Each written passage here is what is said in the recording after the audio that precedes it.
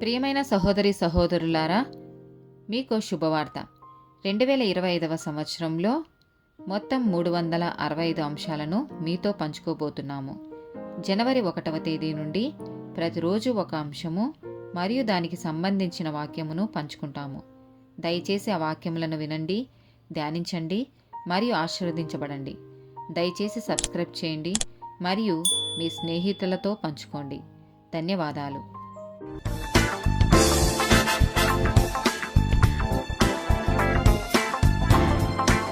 53rd day topic క్రీస్తు కోపం. Mark సువార్త 3వ అధ్యాయము 1 నుండి 5 వచనాలు. సమాజ మందిరములో ఆయన మరలా ప్రవేశింపగా అక్కడ ఊచ చేయగలవాడు ఒకడుండెను. అచ్చటి వారు ఆయన మీద నేరము మోపవలెనని యుండి విశ్రాంతి దినమున వానిని స్వస్థపరచునేమో అని ఆయనను కనిపెట్టుచుండిరి.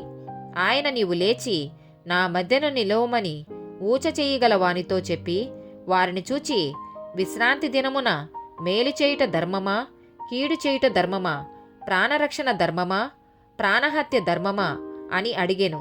అందుకు వారు ఊరకుండిరి. ఆయన వారి హృదయ కాఠిన్యమునకు దుఃఖపడి కోపముతో వారిని కలయచూచి, నీ చెయ్యి చాపుమని ఆ మనుషునితో చెప్పెను. వాడు తన చెయ్యి చాపగా అది బాగుపడెను. యోహాను సువార్త 2వ అధ్యాయము 15 నుండి 17 వచనాలు.